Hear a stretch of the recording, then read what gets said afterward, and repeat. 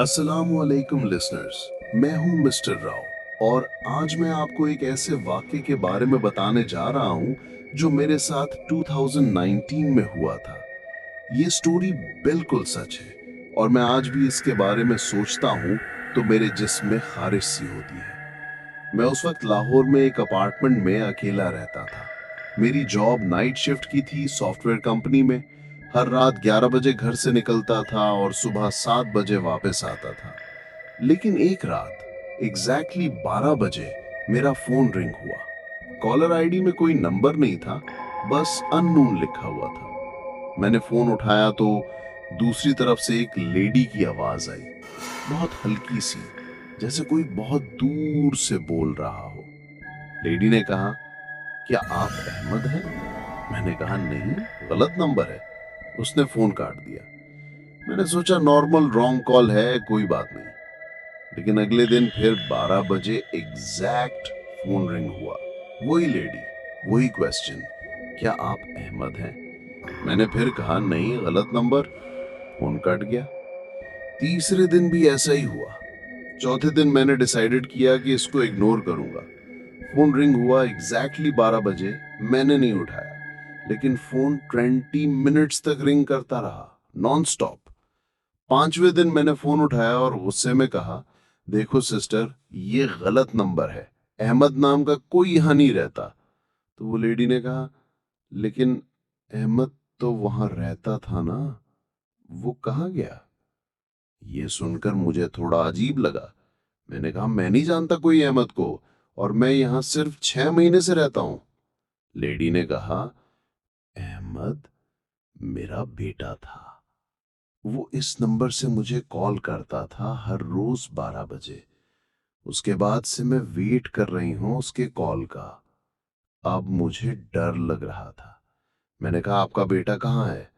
तो वो बोली, वो वो 1 साल पहले एक्सीडेंट में मर गया था। फोन लाइन में बिल्कुल सन्नाटा हो गया। मैंने कहा, हेलो हेलो, लेकिन कोई आवाज नहीं आई। फिर लाइन डेड हो गई। मैंने इमीडिएटली बिल्डिंग के वॉचमैन से पूछा कि पहले यहां कौन रहता था। वॉचमैन ने बताया कि अहमद नाम का एक लड़का रहता था जो 1 साल पहले रोड एक्सीडेंट में मर गया था। उसकी अम्मी हर दिन उसके घर आती थी और 12 बजे उसका वेट करती थी। लेकिन असली बात यह थी कि अहमद की अम्मी भी 8 महीने पहले हार्ट अटैक से मर गई थी। उस रात के बाद वो फोन कभी नहीं आया। लेकिन मैं आज भी जब 12 बजे फोन देखता हूं तो मेरा दिल जोर से धड़कता है। अस्सलामुअलैकुम लिसनर्स, मैं हूँ मिसेस राव।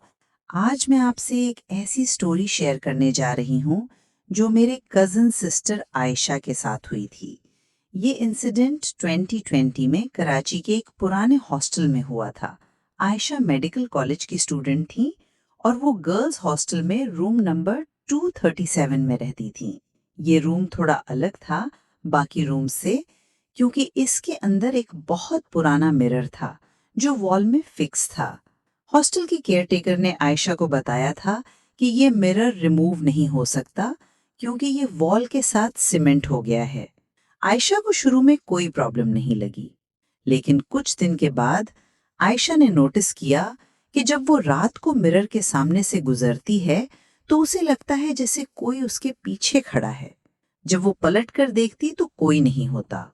एक रात आयशा पढ़ रही थी और सडनली उसे मिरर में कुछ मूवमेंट नजर आई।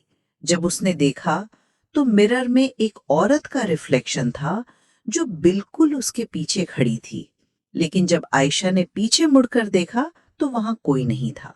आयशा ने सोचा कि ये उसकी इमेजिनेशन है, स्ट्रेस की वजह से।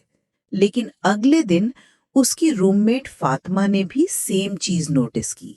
फातिमा ने कहा, आयशा, कल रात मैंने मिरर में देखा था एक औरत खड़ी थी जिसके लंबे बाल थे और वो हमें देख रही थी। उसके कपड़े पुराने स्टाइल के थे। अब दोनों गर्ल्स को डर लगने लगा। उन्होंने हॉस्टल वार्डन से बात की।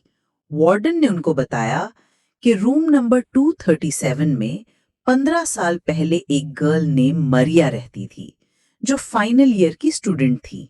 मारिया बहुत ब्रिलियंट थी, लेकिन एग्जामिनेशन प्रेशर और फैमिली प्रॉब्लम्स की वजह से डिप्रेशन में चली गई थीं।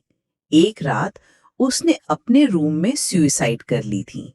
वो उस मिरर के सामने हैंगिंग मिली थी। वार्डन ने कहा कि उस इंसिडेंट के बाद कई गर्ल्स ने रूम नंबर 237 में अजीब एक्सपीरियंसेस किए हैं।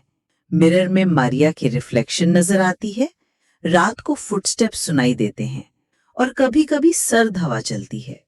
आयशा और फातिमा ने रूम चेंज करने का रिक्वेस्ट किया, लेकिन हॉस्टल फुल था। उनको वहां ही रहना पड़ा। लास्ट इंसिडेंट जो हुआ वो बहुत स्केरी था। एक रात आयशा बाथरूम से वापस आ रही थी तो उसने देखा कि मिरर में मारिया खड़ी है और वो उसे इशारा कर रही है कि पास आए।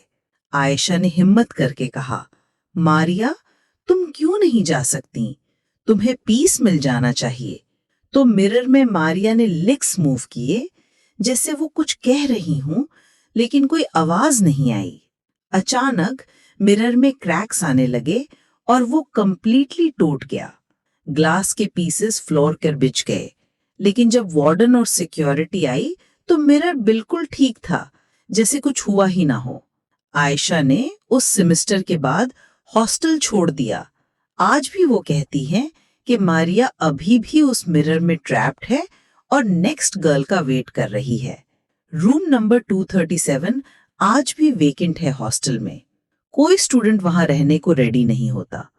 तो लिसनर्स, ये थे हमारे आज के 2 रियल हॉरर एक्सपीरियंसेस। अगर आपके पास भी कोई ट्रू हॉरर स्टोरी है तो प्लीज कमेंट में शेयर करिए। हाँ, बिल्कुल। और अगर आपको ये स्टोरीज पसंद आई हैं तो प्लीज लाइक और सब्सक्राइब जरूर करिए।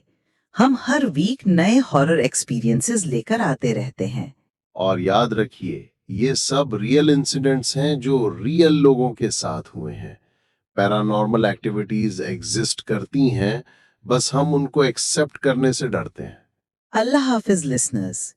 टेक केयर और रात को अकेले मिरर के सामने न खड़े होना। Until next time, stay safe और रॉ वॉइस को सब्सक्राइब करना ना भूलिए। अल्लाह हाफिज।